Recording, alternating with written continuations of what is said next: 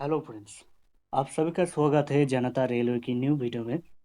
देखिए, मेरा जो पिछला वीडियो मैंने अपलोड किया था उसमें काफ़ी सारे दोस्तों ने ये बताया था कि उसका कुछ प्रॉब्लम है, कुछ डॉक्यूमेंट में इशू आ रहा है। ठीक है, तो उस बारे में जो कमेंट किया था उसी का जवाब मैं इस वीडियो में देने वाला हूँ।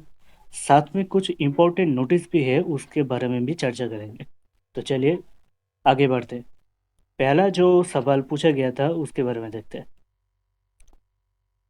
अनुराग औरंगजेब भाई ने ये पूछा था 8 नंबर डिटेल से बताओ। तो 8 नंबर थे क्या? चलो उसके बारे में और एक का देख लेते हैं। ये रही 8 नंबर। 8 नंबर में बताया गया community certificate for SC ST OBC NCL and EWS certificate.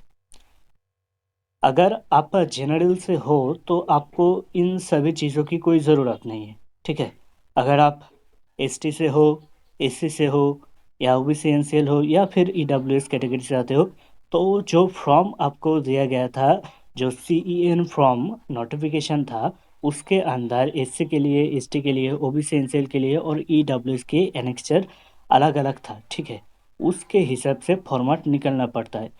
तो क्या होता था, पहले जब आपने फॉर्म फिलअप किया था उसी समय अगर आपने ये फॉर्मेट सर्टिफिकेट आपने बना लिया है तो उसको वहाँ पे वो लोग मांग रहा है कि आपका फॉर्म फिलअप के समय आपका जो फॉर्मेट या OBC NCL बना दिया था, बनाए थे, तो उसको दिखाइए। ठीक है, अगर आपके पास वो नहीं है तो आप अभी नया बना के ले जाइए।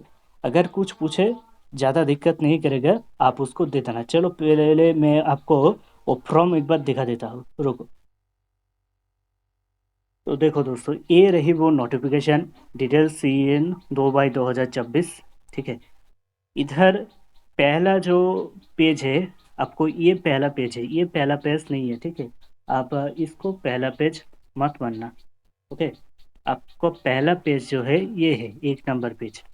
आप जब फॉर्मेट निकलने जाओगे, OBC NCL निकलने जाओगे, तो इस पेज का एक कॉपी आपको देना पड़ेगा। ठीक है, इस पेज का एक कॉपी जेरॉक्स आपको ले जाना पड़ेगा। और नीचे चलते हैं, नीचे जो फॉर्म आपको चाहिए उसके हिसाब से बताते हैं। चलो, और शायद हाँ, इधर से होगा। ये जो निकल के आया, एनेक्चर 2A। ठीक है, इधर लिखा है self declaration bye OBC NCL। तो इसके बारे में भी आगे चर्चा करेंगे। ये जो बात है सेल्फ डिक्लेरेशन, ये आपको सिर्फ OBC NCL वाले को ले जाना पड़ेगा। और उसके आगे जाते हैं format for OBC NCL certificate annexure 2। ये वाला जो पेज है ये आपको 2 कॉपी जेरॉक्स करके ले जाना पड़ेगा। ठीक है, 2 कॉपी आपको जेरॉक्स करके ले जाना पड़ेगा। और आगे बढ़ते हैं, यहाँ पे format for caste certificate for SC ST candidate.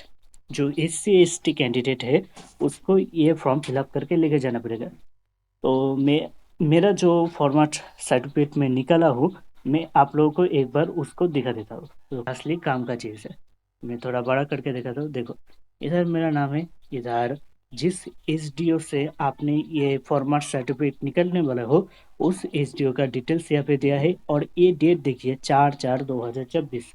इसका मतलब जब टेक्नीशियन का फॉर्म फिलअप क्लोज होने वाला था 8 तारीख को, 8/4/2024, उससे पहले का डेट यहाँ पे आपको दिख जाएगा। इधर जो SDO साइन किया था, इधर साइन पे भी आप देखेंगे कि यहाँ पे 5 तारीख का डेट दिया हुआ है। और इधर SDO का साइन है और स्टैम्प भी लगा हुआ है 5/4/2024। और इधर जो मैंने जमा किया था उसका डेट दिखा रहा है 4/4/2024। और इधर जो है मेरा डिटेल्स है सर्टिफिकेट का। तो नीचे चलो, नीचे दिखाता हूँ ये कौन सा फॉर्म है।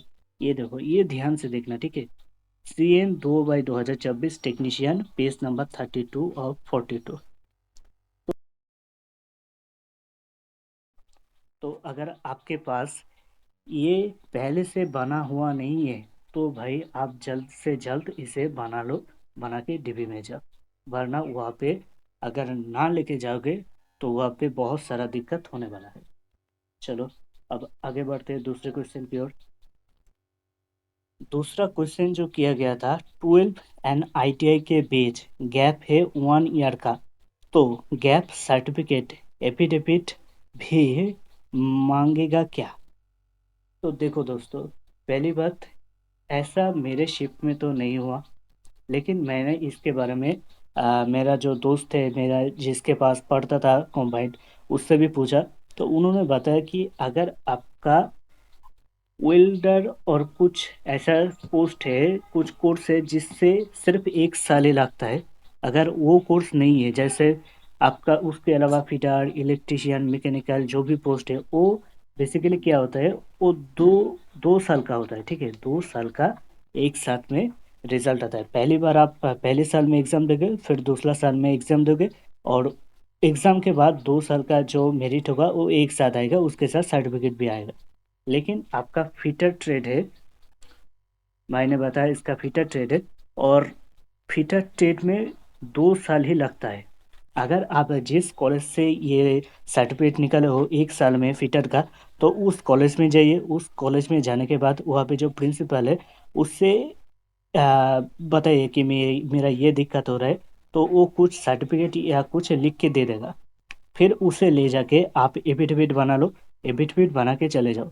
अगर ये सब करने के बाद भी आरआरबी, जिस भी आरआरबी पे आप डीबी के लिए जाओगे, वहाँ पे ये बता देंगे, अगर बताए तो कि आप फिटर का 1 साल का सर्टिफिकेट वैलिड नहीं है फॉर्म फिलअप करने के लिए, तो आपका तो सिलेक्शन कैंसिल हो जाएगा।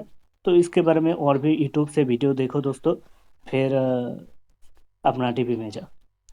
चलो तीसरे क्वेश्चन की ओर बढ़ते। भाई सूरज भाई ने बताया कि मेरा आधार कार्ड में डेट ऑफ बर्थ गलत है, इसका कोई सोल्यूशन है, करेक्शन नहीं हो रहा है। भाई देखो, आप सीधी सी बात है, आप अपना आधार कार्ड लेके चले जाओ, और ऐसा कोई सर्टिफिकेट माध्यमिक या HS या ग्रेजुएशन का लेकर जाओ जहाँ पे आपका सही डेट ऑफ बर्थ है। ठीक है, उसको दिखा के आप एफिडेविट बना लो, आपका कोई दिक्कत नहीं होगा। और आगे बढ़ते, आप मैं आपको बताने वाला हूँ कि अगर आप OBC हो, SC हो, ST हो, EWS हो, तो आपको फॉर्मेट सर्टिफिकेट निकालने के लिए क्या क्या चाहिए, चलो आप बताते हैं उसके बारे में। देखो दोस्त, पहली बात, अगर आप फॉर्मेट निकल रहे हैं, रुको जरा, तो आपको प्रेयर ऑफ फॉर्मेट, मैंने जो वीडियो में शुरुआत में दिखाया, प्रेयर ऑफ फॉर्मेट, आप जिस भी कैटेगरी से आते हो, चाहे आप ST हो या SC हो या OBC हो या फिर EWS हो, ठीक है, आपका जो एनेक्सर है उसी के हिसाब से आपका 2 कॉपी प्रेयर ऑफ फॉर्मेट लेके जाना है। फिर नोटिफिकेशन का फ्रंट पेज जो होगा, आपको उसे ले जाना है, 1 कॉपी, सिर्फ 1 कॉपी। अगर आप OBC कैटेगरी से बिलोंग करते हो, तो आपका सेल्फ डिक्लेरेशन फॉर्म जो Annexure 2A पैरा में था नोटिफिकेशन में, वो आपको भर के ले जाना है। फिर इनकम सर्टिफिकेट आपके पंचायत से निकलना है, फिर पंचायत को ले पंचायत वाला इनकम सर्टिफिकेट के लेकर के आप वीडियो में जाना है। वीडियो के जाने के बाद सेंट्रल का इनकम सर्टिफिकेट आपको देगा, उस इनकम सर्टिफिकेट ऑनलाइन से डाउनलोड करके फिर आपका SDO में जाना पड़ेगा। और आधार कार्ड का जेरॉक्स कॉपी सेल्फ अटेस्टेड होना चाहिए, और उसको जमा करना पड़ेगा। और आपका जिस भी सर्टिफिकेट है आपके पास, उसका भी जेरॉक्स कॉपी करके उसके नीचे सेल्फ अटेस्टेड करके आपको जमा देना पड़ेगा। और आखिर में आप जिस फॉर्मेट, जिस कैटेगरी से बिलोंग करते हो, और जिस जॉब के लिए आपको फॉर्मेट चाहिए, इस इसके लिए आपका एक एप्लीकेशन लिखना पड़ेगा। ठीक है, एप्लीकेशन लिख के आखिर में उस एप्लीकेशन को देकर आपको एक साथ लेके जाना है SDO में, जाके उधर जो अधिकारी रहेगा उसके पास जमा करना है। ठीक है, और अगर आप OBC कैटेगरी से बिलोंग नहीं करते, तो सिर्फ आपको 1 2 3 6 और 7 ये जो चाहिए इसको ले जाइए। और अगर आप OBC से बिलोंग करते हो, तो आपको 7 जो यहाँ पे मेंशन किया हुआ है, इन 7 चीज़ों को वहाँ पे ज़रूरत पड़ेगा। वीडियो यही तक था। अगर आप चैनल पे नए हो तो चैनल को सब्सक्राइब करो, और वीडियो इंफॉर्मेटिव लगा है तो लाइक शेयर सब्सक्राइब करते जाना। और ये वीडियो की लिंक अपना व्हाट्सएप ग्रुप में भी भेज देना, ताकि और जो छात्र है उनको इस सब वीडियो से थोड़ा जानकारी मिलता है। तो चलिए मिलते हैं अगले वीडियो में।